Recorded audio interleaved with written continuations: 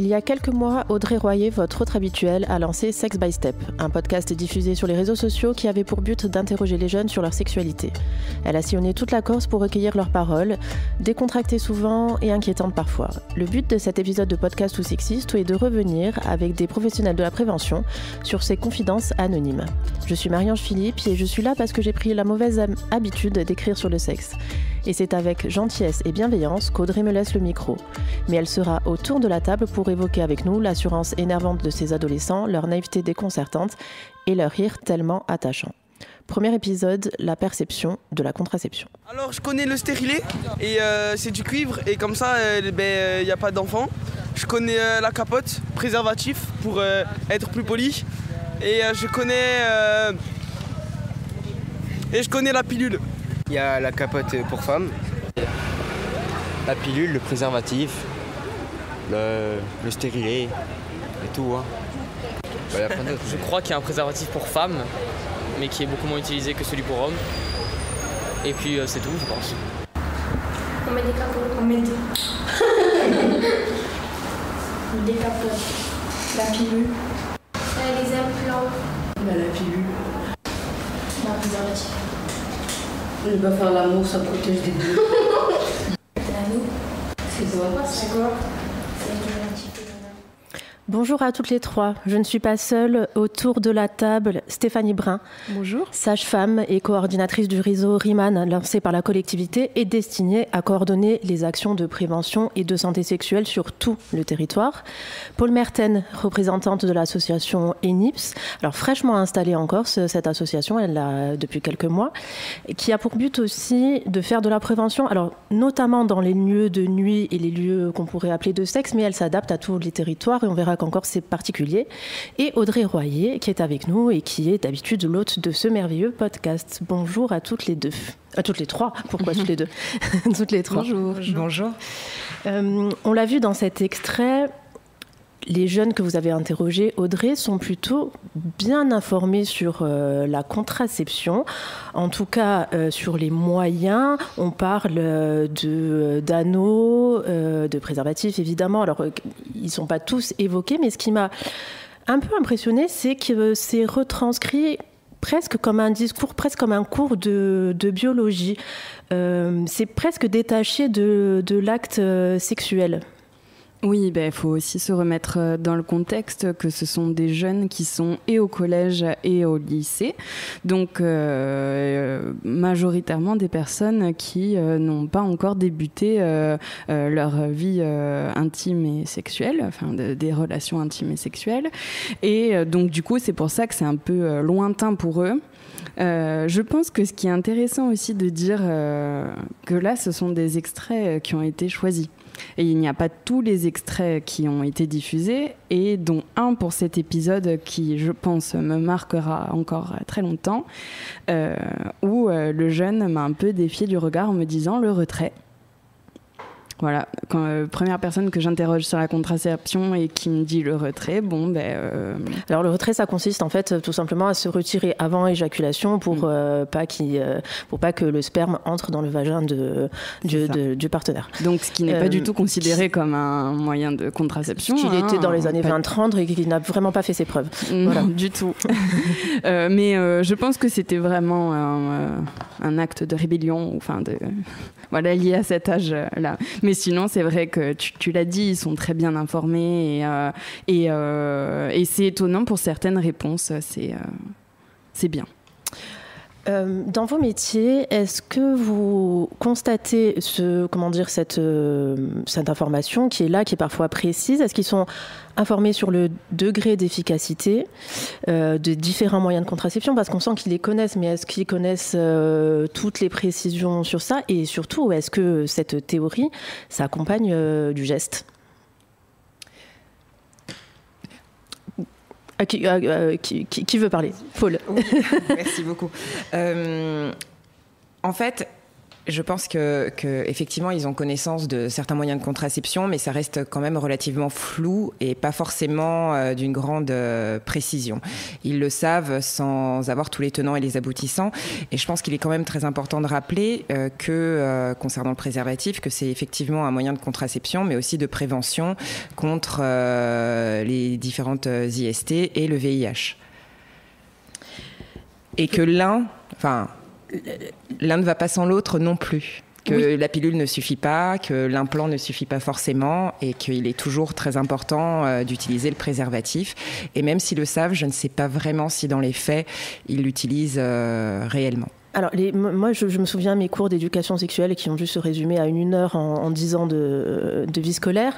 Mais on nous disait clairement que la pilule ne suffisait pas, qu'il fallait tout le temps doubler par le préservatif. Ce socle-là de discours a-t-il changé pour les jeunes ou comment on présente cet aspect-là ? Alors, tout d'abord, effectivement, il y a toujours des interventions de prévention dans les établissements scolaires qui, normalement, ont augmenté puisque, si je ne me trompe pas, elles sont de plusieurs heures par niveau scolaire. Et il me semble que c'est censé, en tout cas, être obligatoire pour les 4e, 3e. C'est censé. Voilà. Dans les faits, je pense que le nombre d'interventions ne sont pas suffisamment nombreuses et il faudrait que tous les acteurs jouent le jeu. Il y a les textes effectivement de l'éducation nationale qui invitent les établissements scolaires à proposer des interventions, mais après il faut que les chefs d'établissement, les associations de parents d'élèves jouent le jeu. Alors, il y a aussi une augmentation des IST de manière flagrante depuis quelques années. Là, cette année, ça s'est un peu stabilisé, mais 2018-2019, il y a eu une augmentation, par exemple, de 30% du taux de chlamydia, ce qui est énorme au niveau national. Et ces augmentations sont corrélées à aussi la perte de crainte des maladies sexuellement transmissibles et notamment du sida. Pour revenir sur des chiffres, 24% des jeunes, c'est-à-dire des 15-24 ans, déclarent ne pas avoir peur du sida et c'était 17% en 2015. Alors, il y a une chose qui est importante, c'est que depuis quelques années aussi, on dépiste beaucoup plus, notamment les chlamydiés, puisque légalement, en fait, la recommandation de la HAS, c'est de faire un autoprélèvement au moins une fois par an de 15 à 25 ans. Donc soit par autoprélèvement vaginal chez la jeune fille, soit par prélèvement urinaire chez les garçons. Et ça, c'est de plus en plus appliqué. Donc forcément, plus on recherche, plus on trouve.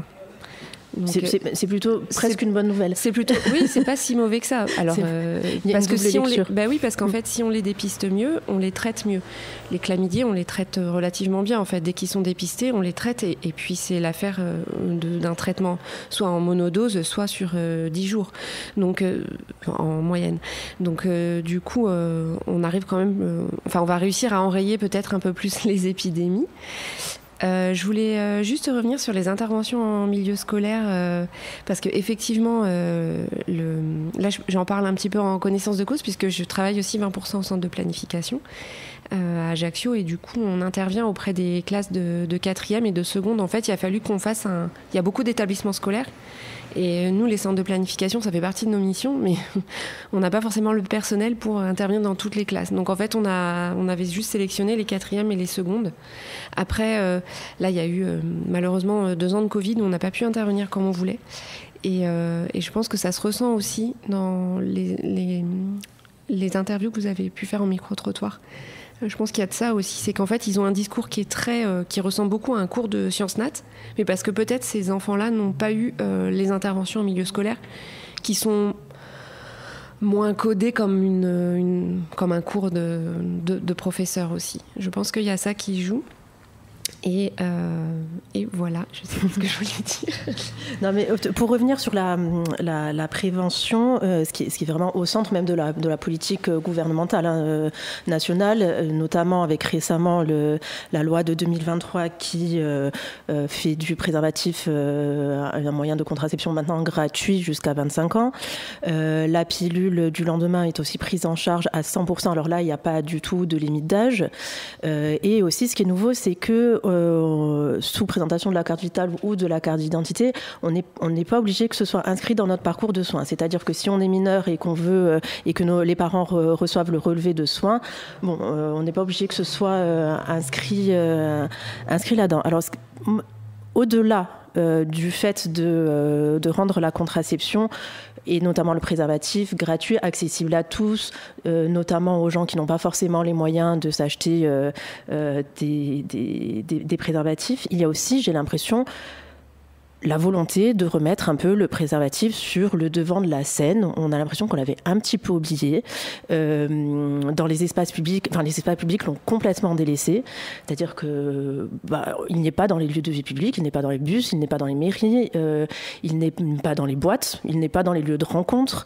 Et donc j'ai l'impression qu'il y a un peu cette volonté de prévention des IST par cet objet qu'on a un petit peu oublié au fil des années. Je n'ai pas d'explication pourquoi, mais peut-être que vous en avez une.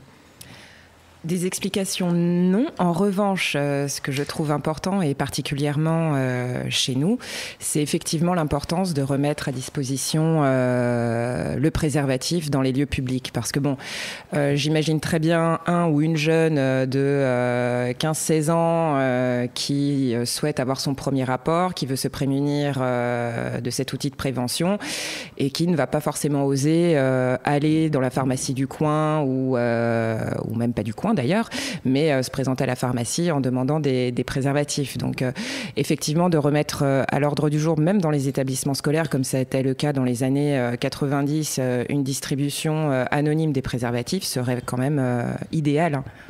Oui, et puis les lieux où se font les rencontres. Pour le dire très concrètement, on sort de l'entracte, on n'a pas de préservatif, qu'est-ce qu'on fait ? Il devrait y avoir des préservatifs dans les toilettes, des boîtes, des bars.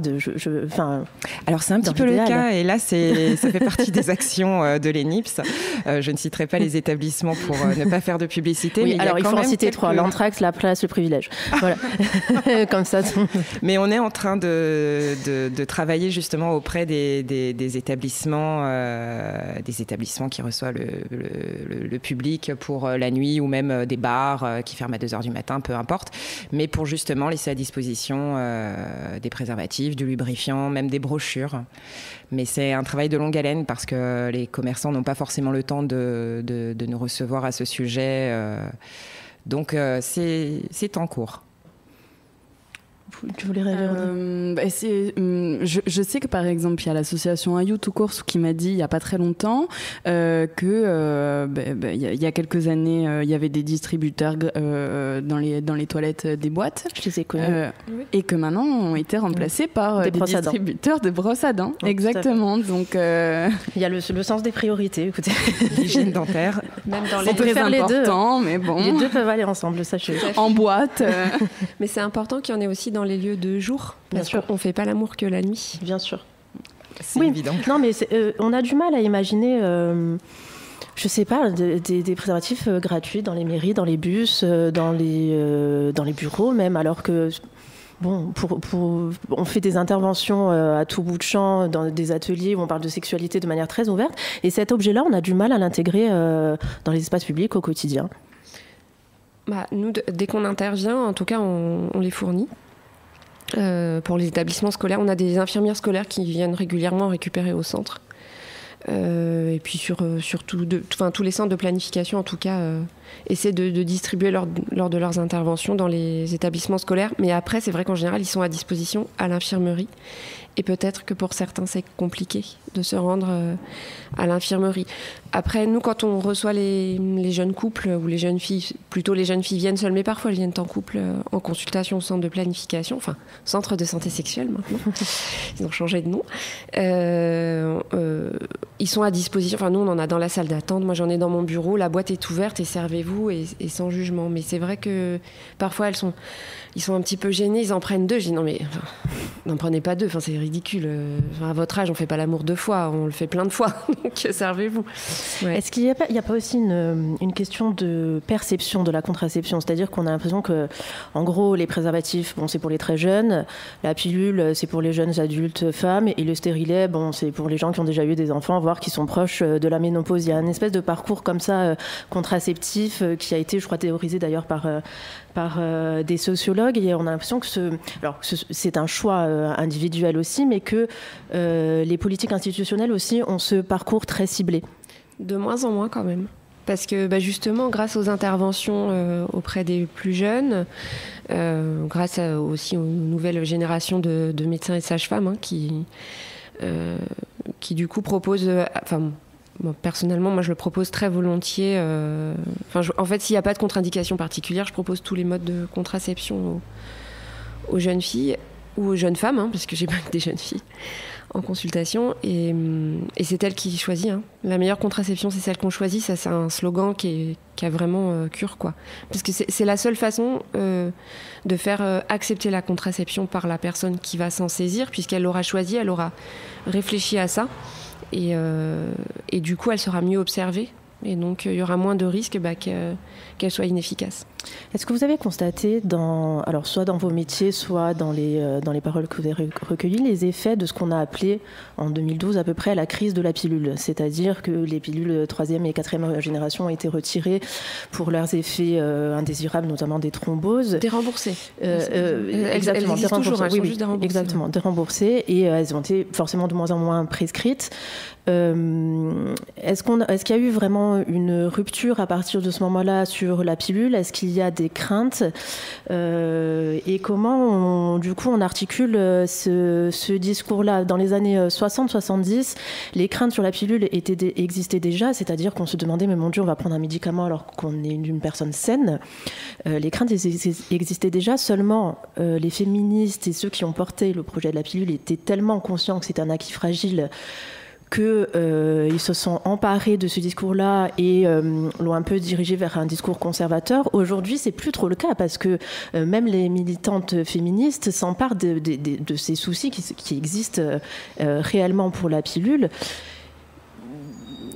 En gros, comment on articule ces deux aspects-là, c'est-à-dire une nécessité de contraception, des effets indésirables qui existent comme tous les médicaments, et cette crainte d'une population ? Il faut du temps. Il faut des consultations plus longues. Alors après, forcément, moi en centre, si je veux prendre 2 heures en consultation, je peux. C'est plus compliqué quand c'est des consultations conventionnées chez un praticien libéral pour qui le temps est compté. Il faut vraiment du temps pour bien expliquer. Avoir un recueil d'informations concernant la patiente assez précis pour être sûr de ne pas lui proposer quelque chose qui puisse la mettre en danger. Mais bon, ça c'est comme pour n'importe quelle consultation. Et vraiment, oui, bien expliquer et laisser du temps pour choisir aussi. Pas tout de suite faire vite, parce que vite, sinon, non, en fait, on a une petite semaine, ou 10 jours, ou 15 jours si elle veut pour réfléchir. Et en attendant, bien sûr, conseiller le port du préservatif, interne ou externe. Mais en tout cas, c'est du temps qu'il faut. On ne s'empare pas de sa contraception. Et puis parfois, en plus, cette contraception qu'on a l'impression d'avoir choisie, qu'on a choisie, on se dit c'est ça qui me convient. Mais en fait, au bout de 3-4 mois, ça ne nous convient pas du tout. Et fois même dans le temps. Dans le temps, on change. En fait, la femme varie. Le corps va changer, et du coup, les effets indésirables vont peut-être s'intensifier, ou il y en aura de nouveaux. Ou en tout cas, dans notre mode de vie, ça conviendra plus. Prendre une pilule tous les jours, quand on est lycéenne ou collégienne et qu'on se lève tous les jours à la même heure et que c'est hyper facile parce qu'on a un rythme de vie finalement qui est très très calé. Mais alors je vais prendre mon exemple très personnel. Quand je suis rentrée à l'école de sage-femme, autant vous dire que la vie calée, j'ai oublié quoi. Entre les gardes de nuit, les week-ends, les cours à bosser et tout le reste, c'était plus du tout adapté à mon mode de vie. Donc là, c'est peut-être plus intéressant, une contraception de longue durée d'action réversible, qui sont donc le stérilet et l'implant contraceptifs, qui sont vraiment intéressants pour ça, ou même mettre un anneau. Même, ça, c'est une 3e génération, donc c'est vrai qu'on ne le met pas en première intention, mais bon, ça peut quand même être intéressant.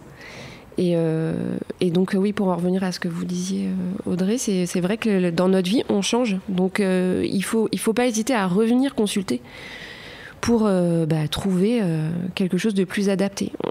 La contraception qu'on a à 15 ans, c'est pas la même qu'on a à 20, à 30 jusqu'à la fin de sa vie reproductive en tout cas. Forcément.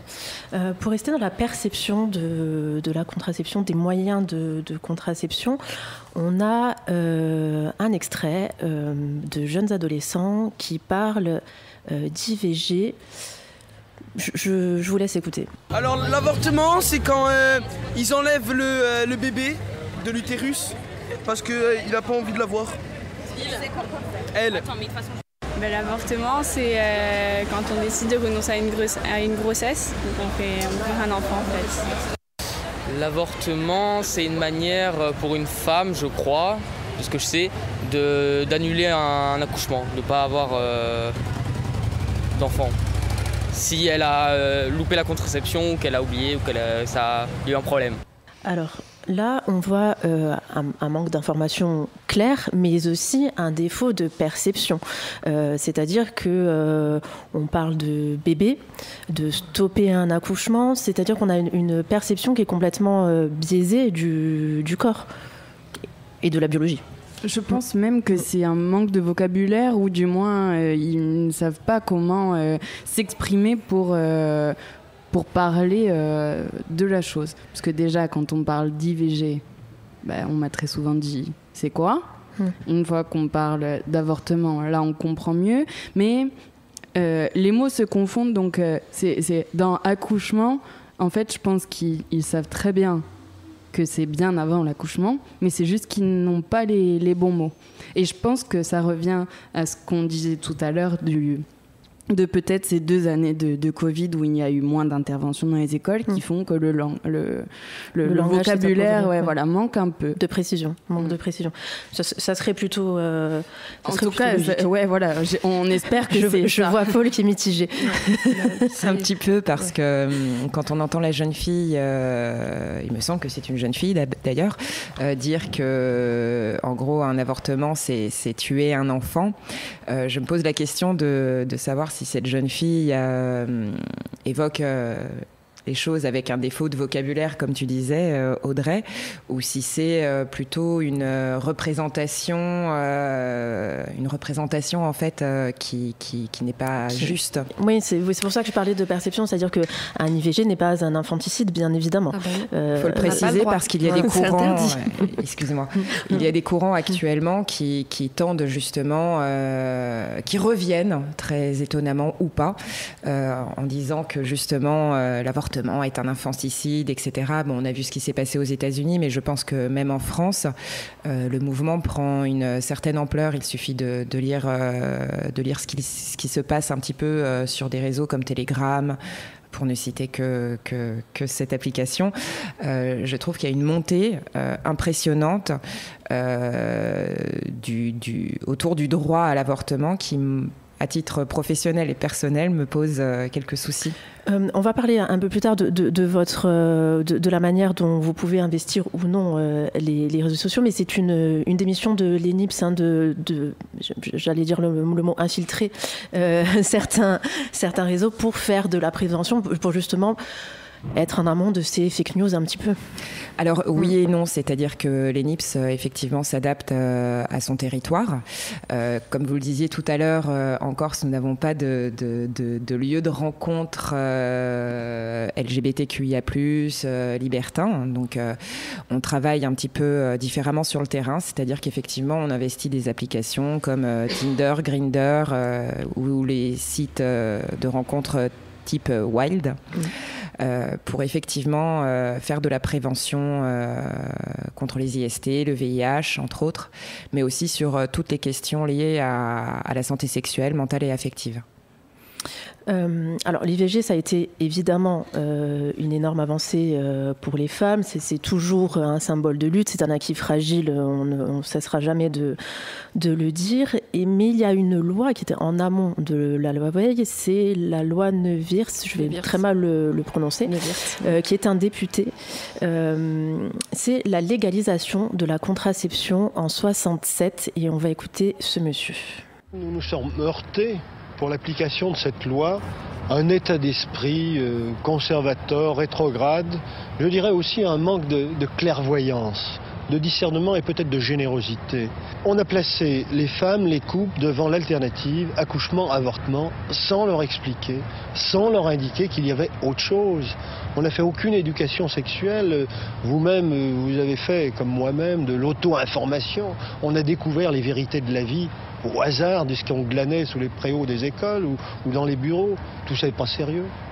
Est-ce que vous pensez que des décrets d'application vont enfin permettre cette information? Je viens de voir le Premier ministre et j'ai rencontré en lui un homme ouvert à ces problèmes et je crois pas être trop optimiste en estimant que très prochainement, l'arrêté qui permet enfin l'agrément des centres d'information et de consultation sera signé, donc que ces centres seront agréés, et puis surtout que les moyens d'une information très large, considérable dont on a besoin, vont pouvoir être mis en place avec l'aide des associations. Alors, c'est Lucien Neuwirth en 66, juste avant que la loi ne passe. Déjà, je suis plutôt ravie d'entendre un homme et en 67 parler avec autant de précision et de bienveillance du sort des femmes. Et il le dit à la toute fin, le rôle des structures, des associations, entre autres, est bien entendu essentiel. Vous en faites partie, alors avec bien sûr d'autres partenaires, pour ne citer que le centre de planification qui est le centre de santé sexuelle, l'ARS, Ayutu Course, les infirmières scolaires, etc. etc. En Corse, on dénombre quand même énormément de structures avec des acronymes tout aussi imprononçables les uns que les autres, mais peu importe, il y en a énormément sur un petit territoire avec très peu d'habitants. Comment on coordonne toutes ces structures et avec quelle efficacité? Si on peut en tirer des chiffres ou quelque chose de concret. Bien, elles se coordonnent d'une part par des événements en commun, des partenariats. Le partenariat fonctionne très bien, on peut le constater, et en plus, elle permet d'avoir différents champs d'expertise sur le terrain. Donc, c'est proposer des manifestations autour de la santé sexuelle en zone rurale, en milieu étudiant, en ville, être sur le terrain, continuer à être sur le terrain et aller vers la population, en fait. Aller vers les jeunes, aller vers les personnes en situation de handicap, aller vers les seniors, aller. Oui, aller vers la population, évidemment, mais aussi aller vers les partenaires, enfin les professionnels, pour leur dire qu'il existe tel et tel recours, telle et telle ressource, selon les prises en charge qu'ils recherchent. C'est-à-dire que les partenaires, en fait, établir un dialogue entre partenaires qui ont des actions complémentaires sur le territoire. Et informer les professionnels de santé de ça. Parce qu'en fait, quand on est professionnel de santé, notamment en milieu rural, donc là je parle vraiment d'un truc que je connais très bien puisque j'ai été libérale à Pétré-Tobikizane pendant 10 ans, le rural, on s'isole très très vite. Donc c'est important que les différents partenaires et les différentes associations fassent le déplacement vers. C'est un isolement dû à l'information ou au parcours de soins qui est un peu plus compliqué, difficile, ou les deux d'ailleurs? Non, qui est difficile par rapport au fait qu'on est tout seul et qu'il y a beaucoup de patients. D'accord, c'est par rapport à... C'est une surcharge de travail souvent. Ok, d'accord. Le réseau RIMAN, il a été aussi créé pour ça, pour justement mailler de manière efficace le territoire. Quelles sont la stratégie en fait de la CTC? Alors, la stratégie, donc le RIMAN, c'est le réseau insulaire de maîtrise des naissances. C'est un réseau qui a pour but de proposer à toutes les femmes, sans distinction de ressources ou d'âge, ou de conditions socio-économiques en tout cas, la possibilité d'avoir accès à la contraception, aux consultations et aux examens qui vont avec évidemment, et à l'IVG et aux informations en santé sexuelle sur tout le territoire, de façon anonyme si elles le souhaitent. Donc ça c'est vraiment intéressant parce que la loi est bien faite en France, sur le territoire. C'est-à-dire que jusqu'à 18 ans, vous pouvez obtenir toutes vos consultations de contraception et votre contraception et même faire une IVG dans le secret et gratuitement. Mais quand vous avez 18 ans et un jour, le secret n'est plus possible. Alors la gratuité toujours, la prise en charge 100% jusqu'à 26 ans pour l'IVG toute la vie. Mais par contre, l'anonymat n'est plus possible. Alors sauf à l'hôpital où il y a une petite possibilité.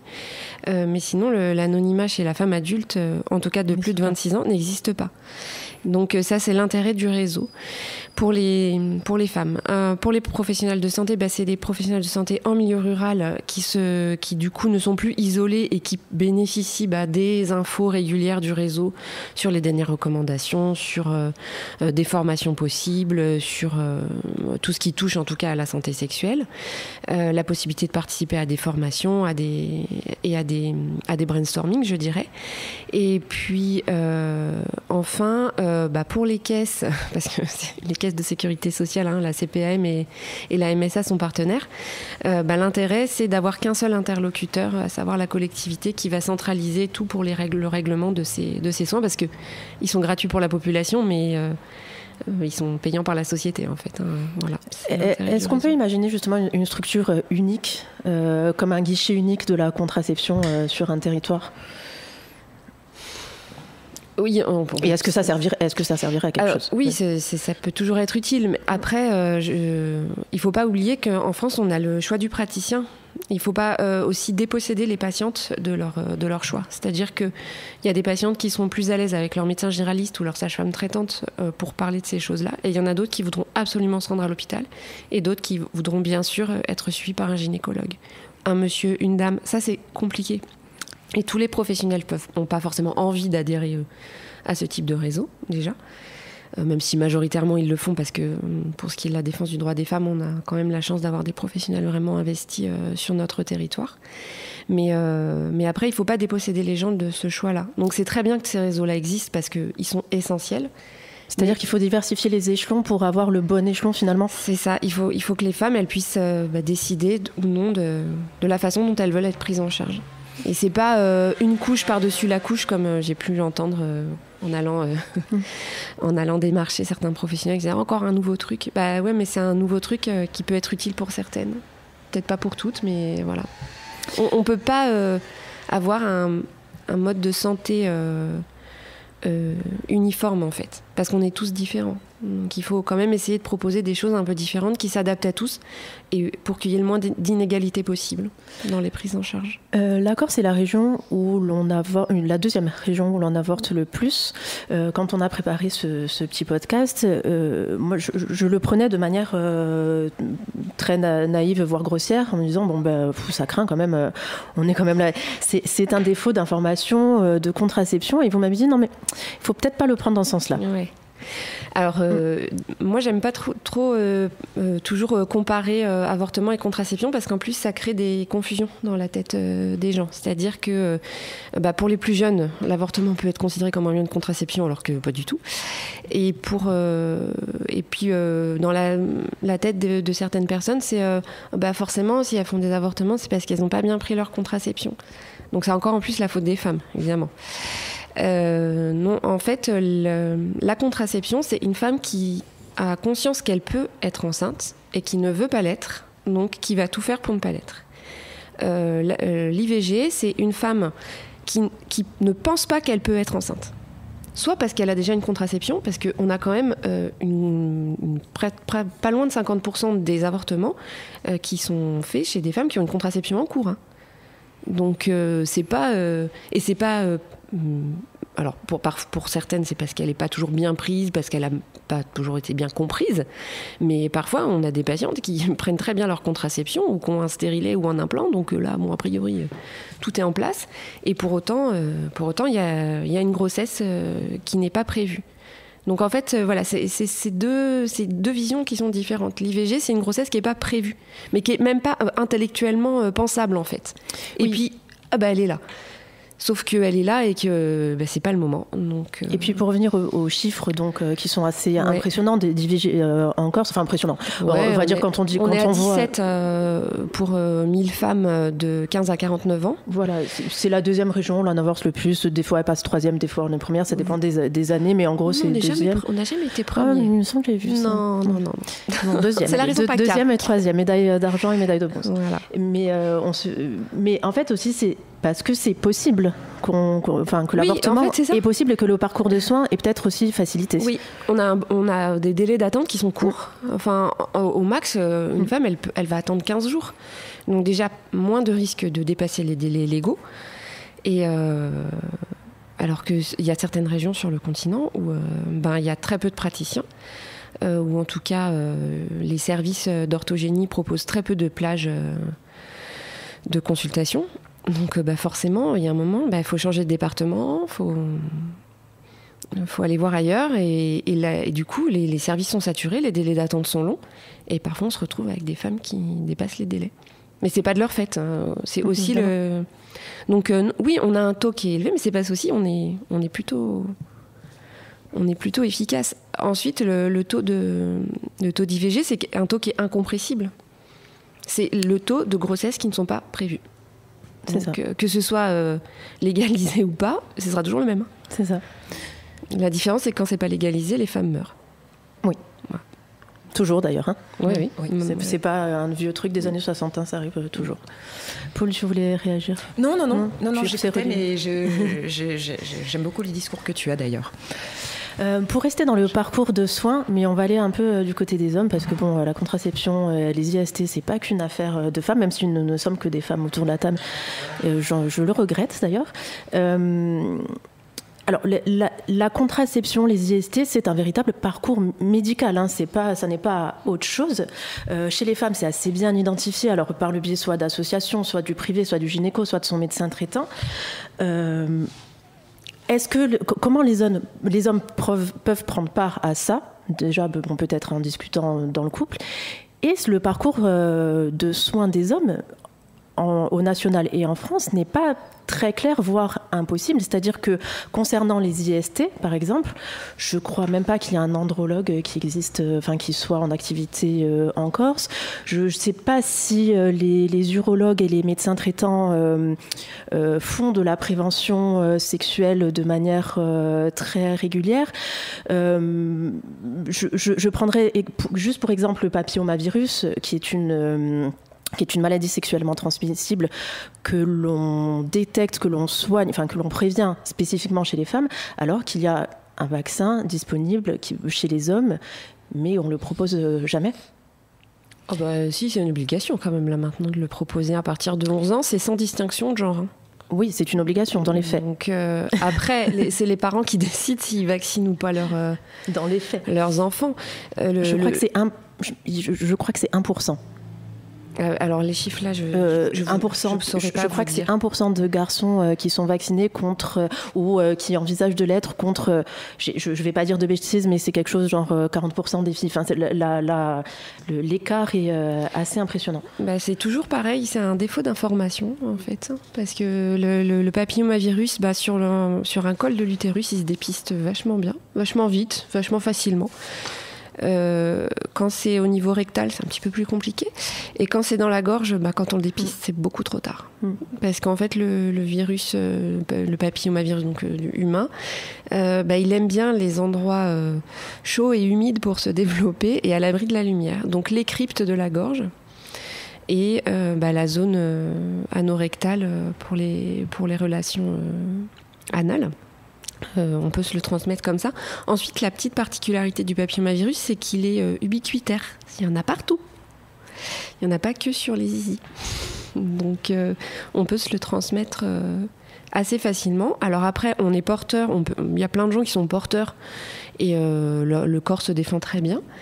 Mais après, dans la vie, on vieillit et on se défend moins bien contre certaines attaques. Et le virus va se développer plus vite et va attaquer les cellules qui vont se développer de façon cancéreuse. Comment les professionnels de santé, les petites associations incluent les garçons dans ces discussions? Alors, soit pour choisir une contraception avec sa copine, etc., soit son partenaire, soit pour impliquer les garçons dans un parcours de soins qui pourrait leur être dédié, aussi. Lors des entretiens que l'on fait sur le terrain, donc particulièrement auprès des jeunes, je pense notamment à l'université de Corté, majoritairement on reçoit plus de femmes que d'hommes. Hein. Et concernant le papillomavirus, parce que je reviens dessus, j'ai quand même, parce qu'on pose la question systématiquement de savoir s'ils sont vaccinés ou pas au papilloma, contre le papilloma, pardon. Et du coup, très peu de jeunes femmes sont vaccinées. Les hommes, n'en parlons pas. Et en fait, parce qu'il y a effectivement un manque d'information, il y a surtout une crainte liée à cette vaccination. Donc, je pense qu'il serait très important, peut-être que ça a été fait, mais en tout cas pas suffisamment, puisque les jeunes, en tout cas majoritairement, font ce retour de crainte. Il faudrait peut-être travailler beaucoup plus en profondeur autour d'une campagne d'information. Une crainte sur l'efficacité, une crainte sur les effets secondaires? Sur les effets secondaires, pas sur l'efficacité évidemment, mais sur les effets secondaires. Donc nous on oriente après sur ces questions-là aussi, vers d'autres structures associatives ou vers des professionnels de santé pour qu'ils s'informent bien mieux sur la question. Et puis nous, on fait surtout de la primo-écoute, on oriente, mais on n'a pas d'expertise médicale sur le vaccin, en quelque sorte. Donc, c'est déjà super, parce que vous orientez et vous encouragez à le faire. Après, l'histoire... Depuis très très longtemps, il y a toujours eu des craintes sur les vaccins, particulièrement en tout cas sur la France en général. Ça date du BCG, donc c'est pas récent. Après, il y a eu l'hépatite B, et puis les gens ont tendance à toujours un petit peu rechigner à se faire vacciner ou à vacciner leurs enfants. Oui, puis j'ai l'impression pour revenir aux garçons, qu'ils se dépossèdent et qu'on les dépossède aussi de leur sexe et de leur contraception. C'est-à-dire que les filles, le passage chez le gynéco, c'est quasi obligatoire, naturel. Alors soit ça vient des parents, soit ça vient d'elles-mêmes, soit des grandes sœurs, etc. Les garçons, je ne sais pas si le parcours est si évident d'aller voir maintenant le nom m'échappe, un spécialiste, c'est pas un nom, il y a andrologue, mais c'est l'autre... L'urologue, voilà. Un urologue ou même son médecin traitant là-dessus, c'est-à-dire que on considère que c'est pas une affaire de garçon, quoi. C'est tabou en plus. De parler de sexualité, c'est pas toujours évident pour certains professionnels de santé, donc ni pour les parents d'ailleurs. Oui, ou pour les parents. C'est pas aussi simple que ça, et pour autant, on devrait, dans le cadre de l'éducation que l'on donne à nos enfants, en parler de façon tout à fait naturelle et normale, quoi. Effectivement. C'est compliqué. Pour certaines familles, c'est compliqué, c'est vrai. En plus, cette vaccination, pour revenir au papillomavirus, on commence à 11 ans. Donc c'est vrai que pour des parents, c'est se projeter dans la sexualité d'un petit. Oui, c'est presque limite faire intrusion dans quelque chose qui n'existe pas encore. Mais je pense que c'est toujours pareil. Il faut prendre le temps d'expliquer et aux parents et aux enfants l'intérêt. Il y a une étude qui a été faite en Suède, moi que je cite très souvent dans mes consultations parce qu'elle est vraiment parlante. La Suède vaccine depuis plus de 20 ans, sans distinction de genre, les filles et les garçons contre le papillomavirus. Ils ont quasiment éradiqué le cancer du col de l'utérus. C'est-à-dire qu'ils sont à moins de 2%. Enfin, c'est fantastique, quoi. Oui. Ils ont beaucoup moins de cancers anorectaux et pratiquement plus de cancers de la gorge, qui sont dus au papillomavirus, bien sûr, pas les tabaco-induits, tout ça. Mais donc c'est important de citer, de dire, mais attendez, il y a des pays à côté, c'est les mêmes vaccins que les nôtres. Ils sont pas, voilà. Et ils n'ont pas plus de mortalité que ça, ils n'ont pas plus d'effets secondaires que ça. Mais par contre, leur population, elle va être protégée contre un fléau, quoi. Donc ça, c'est intéressant aussi. Ça peut être un biais intéressant. Après... C'est une politique de prévention. On a choisi les préservatifs gratuits, ce qui est déjà super. Non, c'est déjà pas mal. Ouais. Ce qui est bien aussi. On en revient toujours à cette histoire de bonne échelle, de bon échelon. Alors, il y a les réseaux sociaux aussi, qui viennent soit compléter l'information des parents, des professionnels, soit la biaiser complètement, soit qui arrivent en amont. Alors, Audrey, tu réagiras parce que ton podcast est dédié aux réseaux sociaux. Mais je me demandais comment on maintient un discours de terrain. Est-ce que on se dit nous aussi on va aller sur les réseaux sociaux, on va faire de la prévention sur les réseaux sociaux, mais j'ai recherché un petit peu vite fait, à part les NIPS, je trouve pas de centre de planification encore sur les réseaux sociaux. Est-ce que c'est tout à fait louable, on laisse ce terrain parce que les algorithmes sont trop puissants pour nous, et nous on est sur le terrain et vraiment on va à l'encontre des individualités, ou est-ce que c'est presque de l'impuissance face à la prolifération des discours sur les réseaux sociaux, ou les deux, ou c'est complètement con ce que je dis, ça peut l'être aussi. Pas du tout. Et l'avantage des réseaux sociaux, il y en a quand même, c'est que via TikTok, Instagram, Facebook et compagnie, ça permet quand même à l'usager, l'ado ou le jeune adulte ou l'adulte tout court, parce que ce n'est pas dédié qu'aux jeunes, ça leur permet d'avoir le choix de l'information, le choix du support aussi. Effectivement, certains vont être davantage plus à l'aise avec TikTok par exemple, d'autres plutôt avec Instagram. Donc effectivement, il y a une prolifération, mais quoi qu'il arrive, ça permet, cette prolifération, d'accéder rapidement et efficacement à des informations. En tout cas, quand c'est lié à une structure associative ou une structure en tout cas sérieuse, pour pouvoir informer. Je pense notamment à la page Instagram Je m'emballe Clito, parce qu'elle fait partie des Camille Aumont-Carnel, qui a fait un super livre sur ados sexo, qui a son franc-parler, qui a une façon de s'exprimer sur les réseaux sociaux un petit peu franche et tout. Et quand on regarde, d'ailleurs qui viendra en Corse pour le colloque des CPEF cette année, pour les jeunes. Et par exemple, on voit qu'elle s'adresse à un public plutôt jeune, donc ados et jeunes adultes.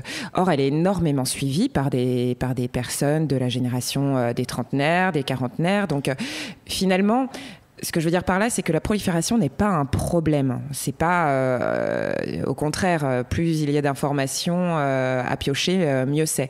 En revanche, il faudrait peut-être réfléchir, notamment sur notre territoire plus particulièrement, à avoir peut-être, à créer peut-être une application qui regroupe en fait tous les acteurs des différents champs de la santé sexuelle, affective, relationnelle, pour permettre en fait une information plus ciblée sur ce qui existe, et pour géolocaliser éventuellement les lieux où ils peuvent se rendre pour obtenir de l'information, de la prévention, que ce soit autour de la contraception, des IST, etc. Et de communiquer autour évidemment. C'est-à-dire que j'ai été très claire. C'est-à-dire que de prendre possession de ces réseaux sociaux, mais non pas pour faire de l'information très généraliste, enfin si aussi, mais aussi que ce soit ciblé, adapté à un territoire, et qu'on puisse pas retrouver la énième information sur comment mettre un préservatif, ou peut-être la retrouver, mais que ce ne soit pas la seule, que les sites soient référencés, que... Oui, et puis les adresses, c'est-à-dire qu'un jeune de 15 ans qui va effectivement pas vouloir oser passer à la pharmacie du village ou autre, puisse tout simplement avec une application géolocaliser l'endroit où il peut obtenir des préservatifs gratuits et de façon anonyme, ou une contraception. Je veux dire, les jeunes, centre de santé sexuelle, ex-CPEF, nous, on connaît parce qu'on est dans ce milieu des champs de la santé sexuelle, etc. Mais un jeune qui n'a pas forcément d'intervention dans son établissement scolaire va pas forcément avoir l'info. Il va devoir vraiment aller chercher. Même quand ils en ont, c'est pas systématique. C'est ça. Ça tilte pas. Pour leur avoir posé la question de vers qui tu t'adresses quand il t'arrive telle ou telle chose, ou quand tu as envie quand tu te poses des questions sur ta sexualité ou sur certains aspects de ta vie, vers qui tu te tournes, il n'y a pas de réponse. Je demande à des adultes de mon entourage, je demande à une amie. C'est les copains, c'est même pas les réseaux sociaux du coup. Et des réseaux réseaux sociaux. Et des réseaux sociaux. Et pour certaines choses, après, ça va être je vais voir la police, mais franchement, je sais pas si ça m'arrive, j'y vais quand même. Ça, c'est pour d'autres cas. Mais au final, c'est qu'ils n'ont pas d'infos, quoi. Oui, ou c'est pas suffisamment précis. Ouais. Et l'idée de pouvoir rassembler des informations, tu parlais de la police et tu as tout à fait raison, parce que là, on va être sur un plan davantage juridique. Mais par exemple, pour un jeune ou une jeune d'ailleurs, qui ont besoin, en tout cas à un moment donné, d'avoir affaire à une ou un juriste, la police, la gendarmerie, peu importe, peut-être qu'il aura besoin d'être accompagné dans sa démarche. Donc, vers qui va-t-il se tourner et puis, comment va-t-il pouvoir trouver l'information ? Donc je crois qu'il y a un travail de fond essentiel à faire, quels que soient les domaines de la santé sexuelle, affective et encore une fois relationnelle, pour permettre justement d'apporter de façon très rapide, puisqu'on est quand même on est en 2023, on a besoin de cette rapidité, de cette efficacité. Sa disponibilité, c'est exactement 24 heures sur 24, 7 jours sur 7. Tout à fait. Il y a un site, je pense que vous connaissez, qui, pour moi, je pense que c'est la meilleure, le meilleur moyen d'informer, pas que les ados, d'ailleurs, les jeunes et même les adultes, s'appelle Epiplet.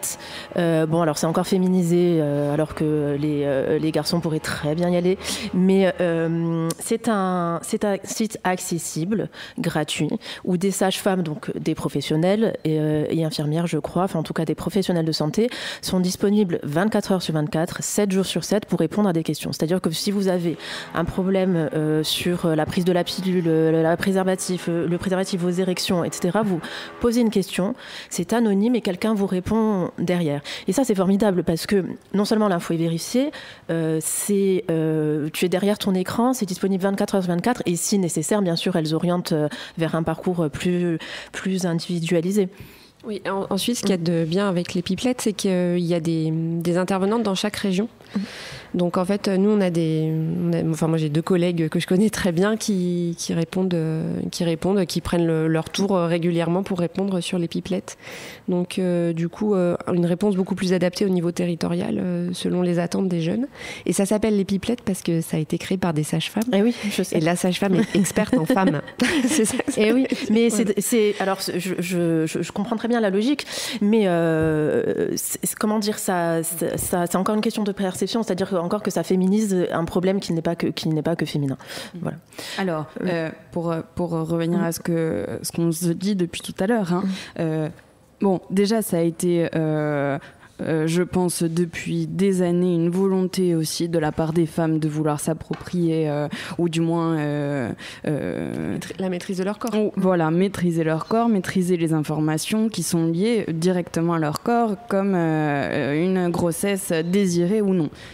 Donc si on en arrive ici maintenant, c'est logique. Mais c'est vrai que il y a un manque d'informations concernant la sexualité pour les hommes ou concernant les IST pour les hommes ou concernant comment on chope les IST quand on met la capote, quand on la met pas, mais parce que les hommes n'ont jamais été n'ont jamais eu à devoir être face aux conséquences. Enfin, c'est très rare.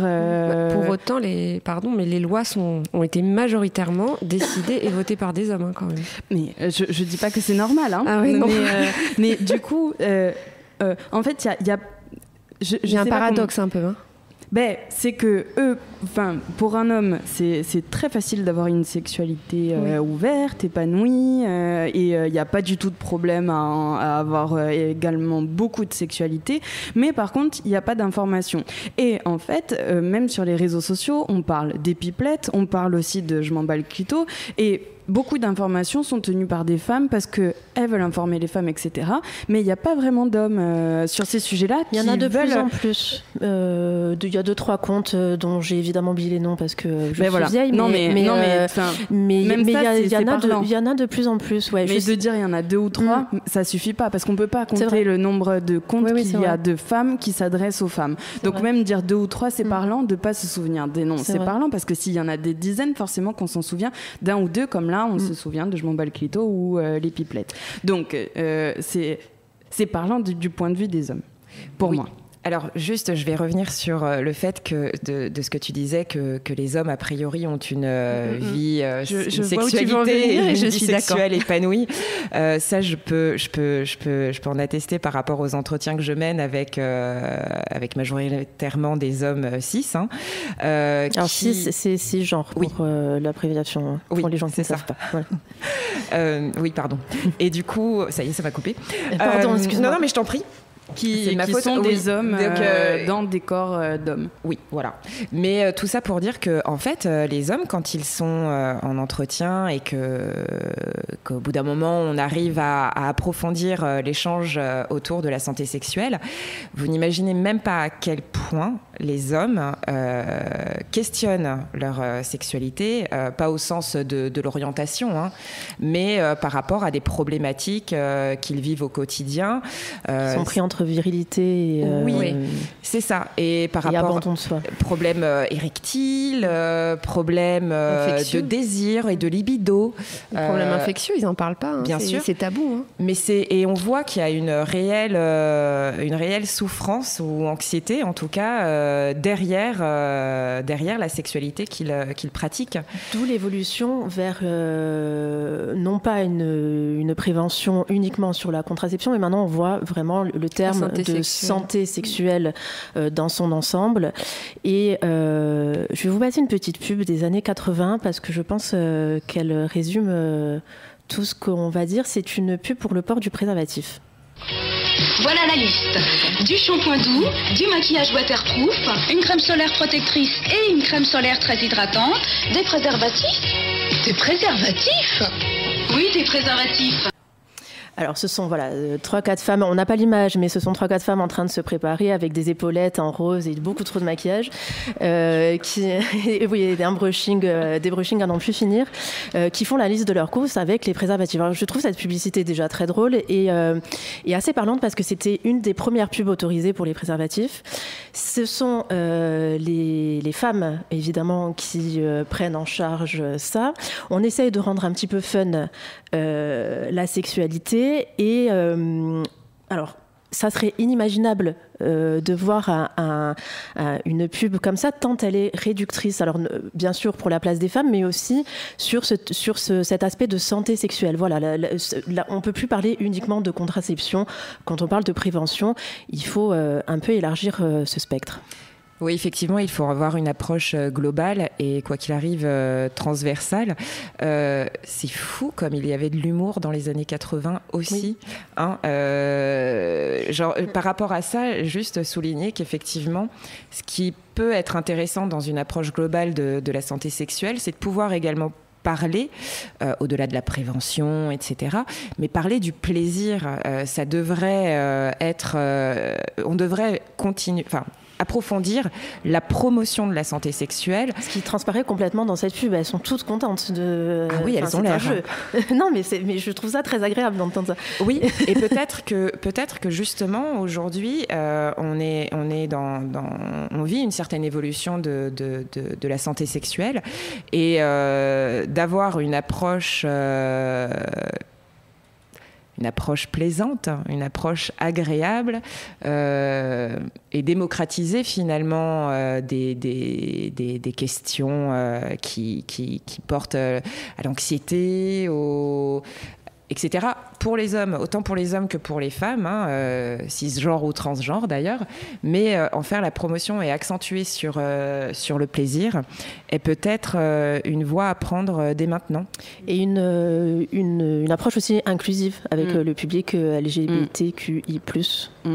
Et déconstruire aussi des stéréotypes qui sont largement ancrés, comme celui que je viens d'avoir, qui est qu'un homme a forcément une vie sexuelle épanouie. Déconstruire ces stéréotypes-là, parce qu'au final, je pense que ce n'est pas... c'est inscrit dans beaucoup d'esprits, et tant pour les hommes que pour les femmes, de déconstruire ces biais sexuels. C'est le but que tu as eu, Audrey, en faisant ces podcasts, ces 2 podcasts. Oui, entre autres. Oui. C'est-à-dire que pour Podcast ou Sexiste ou pour Sex by Step, c'était aussi d'interroger un peu ces préjugés et de faire en sorte que les questions, surtout dans Podcast ou Sexiste, touchent un public assez large, qu'on parle de santé sexuelle, de santé mentale et que ce soit assez inclusif. Alors ça, pour le podcast, c'est un espace de parole. Dans les espaces de prévention et de politique publique, est-ce que la stratégie est payante d'inclure contraception, bien-être sexuel? C'est une question. Enfin, moi, ça me paraît essentiel. C'est essentiel, même pour la santé globale, en fait. Là, on parlait des hommes qui ont forcément une vie sexuelle épanouie, qui n'ont pas de problème érectile, qui n'ont pas de problème infectieux. Sauf que, en fait, un homme qui a des problèmes érectiles, ça peut sous-tendre des pathologies beaucoup plus graves, notamment cardiovasculaires. Des hommes qui ont des boutons sur la verge, ça peut compromettre la fertilité de leur compagne, si c'est notamment un chlamydier qui n'est pas dépisté et traité. Et des hommes du coup qui ont un problème de désir, il faut les questionner là-dessus. Comme nous, en consultation de gynécologie, on le fait, on questionne le désir, puisque les femmes, si elles ont mal, elles nous en parlent. Donc il y a forcément la question du désir, du plaisir qui est toujours posée. Donc, Paul, tu voulais réagir? Non, juste simplement, oui, effectivement, c'est très important d'interroger et le désir et le plaisir, et quel que soit l'âge, le genre, la situation, etc. Parce que la sexualité, c'est quelque chose d'excessivement mouvant. On n'a pas la même sexualité à 15 ans qu'à 20, qu'à 30, qu'à 40, qu'à 50, qu'à 60. Parce qu'effectivement, à pareil, 60 ans, on fait l'amour, et 70, 80, et plus si affinité. Oui, d'ailleurs, il y a un nombre d'IVG assez impressionnant après 45 ans. Enfin, c'est impressionnant. On a toujours... Après 45 ans, plus trop. J'ai été on en a surprise. On en a plus après 45 ans qu'avant 15 ans, en tout cas, ça c'est sûr. Oui, alors oui. Oui, forcément. Mais c'est vrai qu'on a un peu cet imaginaire, la contraception, ça s'arrête à 25 ans. Alors que absolument pas. Heureusement, non. Absolument pas. Non, la contraception, c'est tant qu'on est fertile. Et on est fertile longtemps, oui. Oui, en moyenne, la ménopause chez les femmes, c'est 54 ans. Donc, voilà. Alors, c'est vrai que la fertilité décroît à partir de 43-44 ans, mais bon, pour autant, elle existe. Bien sûr. Pour rester dans cette sexualité émouvante, tu as raison, la sexualité émouvante au fil des âges et les avancées scientifiques aussi essayent de s'adapter un petit peu. Est-ce que vous regardez ce qui va sortir, ce qui est étudié, ce qui va se faire par exemple, les avancées en termes de... Enfin, les recherches, parce qu'on ne peut pas encore parler d'avancées en termes de pilules bio. Les choses comme ça. Les implants qui seraient aussi... la contraception pour les hommes. La contraception pour les hommes. Alors, je ne considère pas ça dans le futur, parce qu'elle y est. Mais il y a un manque d'informations. Voilà, on n'est pas encore à la marketer, à la distribuer, à informer. Mais je parlais vraiment de... dans 15-20 ans, quelle serait la contraception idéale? Est-ce que ce serait une contraception... entre guillemets bio? Est-ce que ce serait une contraception qui évolue toute seule au fil des âges? Est-ce que ce serait... Alors j'avais vu aussi quelque chose de rigolo, un spray à mettre sur le sexe de l'homme, un spray, une sorte de spray magique qui ferait comme un préservatif. Voilà, enfin ça paraît être des chimères, mais ce sont de vrais produits à l'étude. Et est-ce qu'on regarde ça quand on est un professionnel de santé, et comment on le regarde? Oui, bien sûr. Enfin, moi, ça m'intéresse toujours. Je trouve ça. Il y a des idées des fois qui sont assez drôles, mais après tout, pourquoi pas Moi, je fais confiance à la science. Après, il faut voir ce que la science peut nous proposer. Après avoir des idées, moi, en tant que professionnelle, je suis pas assez brillante pour ça. Mais en tout cas, oui, non. Bien sûr, on peut pas ne pas s'intéresser à ce que la science propose dans le futur, tout simplement pour notre confort, même notre confort de prescripteur. J'ai l'impression que ça va de plus en plus vers de l'individualisation en fait de traitement, enfin de traitement. C'est pas un jeu. Juste, je vais rebondir par rapport à ce que tu disais sur le spray parce que du coup j'ai plein d'images qui me viennent et je trouve ça assez ça paraît fun ou n'importe quoi, j'en sais rien. Mais en tout cas, moi je trouve ça intéressant parce que du coup dans l'idée d'une déjà que les chercheurs, les scientifiques continuent à s'interroger sur la contraception et souhaitent la faire évoluer, je trouve ça super. Ça c'est une première chose, c'est très enthousiasmant. Et l'idée du spray, il y a cette l'idée aussi de on se protège, enfin on va se protéger, mais en même temps ça peut être un outil de plaisir, de jeu entre l'homme et la femme, comme peut l'être le préservatif. Exact, oui, mais et d'autant plus avec tu vois le côté spray quoi, c'est pas comme le préservatif que tu vas développer sur la verge, mais vraiment ce côté les fluorescents ont leur petit succès quand même. Je n'ai pas encore les testé. goûts, les différents goûts aussi. Oui. Qui sont dégueulasses, hein, disons-le.